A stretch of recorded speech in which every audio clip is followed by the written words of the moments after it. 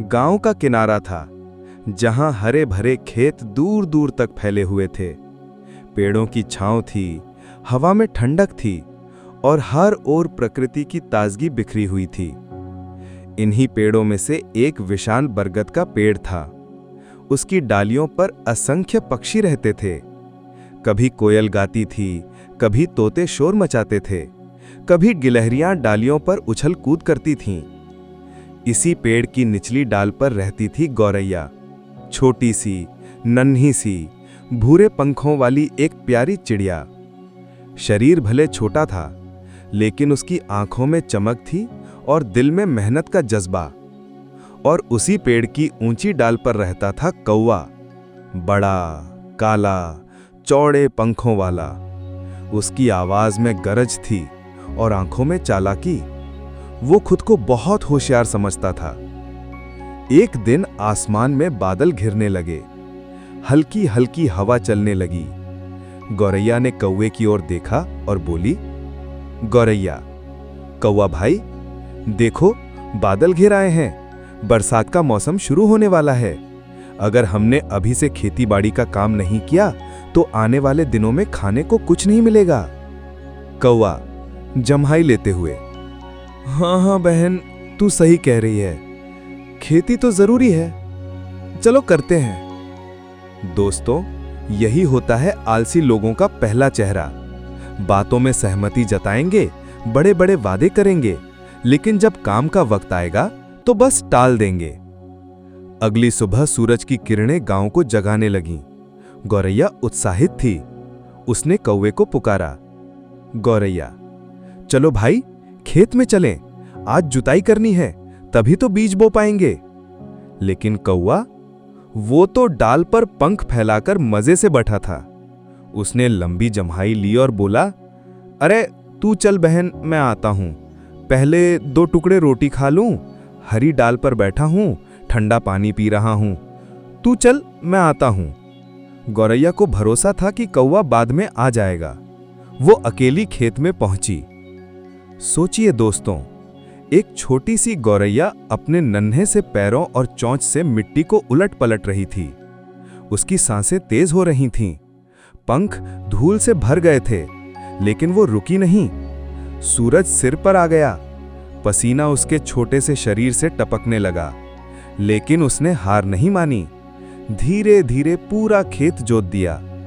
शाम को थकी हारी वो लौटी और कौवा, वो तो डाल पर आराम से बैठा था। कौवा बहाना बनाते हुए, अरे मैं तो आना चाहता था, लेकिन बीच में फंस गया, अगले काम में जरूर मदद करूंगा। दोस्तों, क्या आपको भी ऐसे लोग अपने आसपास नहीं मिलते, जो हर बार बहाने बनाते हैं कि समय नहीं मिला, थोड़ा बिजी था, थोड़ा आराम कर रहा था, लेकिन असल में ये सब आलस्य की बातें हैं। कुछ दिन बाद गौरैया बोली, अब खेत तैयार है, आज बीज बोना है। कौवा फिर वही, तू चल बहन, मैं आता हूं, 2 टुकड़े रोटी खा लूं, हरी डाल पर बैठा हूं, ठंडा पानी पी रहा हूं। गौरैया ने फिर अकेले ही खेत में बीज बो डाले। तपती धूप में पंख जलने लगे, लेकिन उसके भीतर उम्मीद थी कि ये बीज कल को फसल बनेंगे। शाम को लौटी तो कौवा हंसकर बोला, बहन, तू तो बहुत मेहनती है, मैं तो थोड़ी देर सो गया था, अगली बार पक्का आऊंगा। गौरैया कुछ नहीं बोली, लेकिन उसके दिल में कौवे की असलियत साफ होती जा रही थी। बरसात शुरू हो चुकी थी। खेत में हरी हरी पौधे उगाए थे। गौरैया रोज जाती, पौधों की देखभाल करती, कीड़े निकालती, मिट्टी को ठीक करती। वो हर बार कौवे को बुलाती, कौवा भाई, चलो खेत देख लें। और कौवा, वही पुराना गीत, तू चल बहन, मैं आता हूं, 2 टुकड़े रोटी खा लूं, हरी डाल पर बैठा हूं, ठंडा पानी पी रहा हूं। दोस्तों, जिंदगी में सफलता ऐसे ही आती है, छोटे छोटे कामों की देखभाल से। लेकिन आलसी इंसान ये छोटे छोटे कदम कभी नहीं उठाता। वो सोचता है कि बड़ी चीजें अपने आप आ जाएंगी, और यही उसकी सबसे बड़ी भूल होती है। कुछ महीने बीते। अब खेत में सुनहरी बालियां झूम रही थीं। गौरैया की आंखों में चमक थी। उसने कौवे से कहा, अब तो मेहनत का फल मिलने वाला है। चलो भाई, आज मिलकर फसल काटें। लेकिन कौवा, तू चल बहन, मैं आता हूँ, 2 टुकड़े रोटी खा लूँ।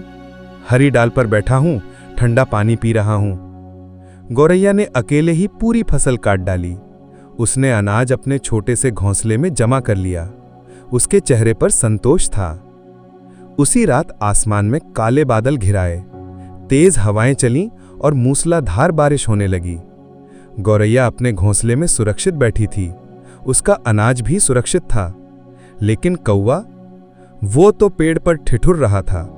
बारिश में उसका सारा अनाज बह गया। वो कांव कांव करता रह गया। कौवा परेशान होकर, अरे अब मैं क्या करूं, मेरा तो सब कुछ बह गया। काश मैंने भी गौरैया की तरह मेहनत की होती, लेकिन अब पछताने से क्या फायदा। गौरैया शांत स्वर में बोली, भाई कौवा, मेहनत का फल कभी व्यर्थ नहीं जाता। मैं छोटी हूं लेकिन मेहनती हूं। तू बड़ा है पर आलसी है, यही फर्क है। दोस्तों, यही जीवन का सत्य है। चालाकी से पल भर की रोटी मिल सकती है, लेकिन भविष्य की भूख केवल मेहनत से मिटती है। कौवा सोचता रहा कि बहाने बनाकर मजे लेकर जिंदगी निकल जाएगी, लेकिन जब मुश्किल आई तो उसकी चतुराई काम ना आई। वहीं गौरैया ने मेहनत की, धैर्य रखा और भविष्य के लिए तैयारी की। इसलिए कहते हैं, मेहनत से बड़ी कोई पूंजी नहीं और आलस्य से बड़ा कोई शत्रु नहीं। तो दोस्तों, गौरैया और कौवे की यह कहानी तो खत्म हुई, लेकिन सोचिए, हमारी अपनी जिंदगी में हम गौरैया हैं या कौवा? इन्हीं सवालों के जवाब दिलाने आती हैं नियो कहानी की कहानियां, जहां हर दास्तान आपके कल को नया रास्ता दिखाती है।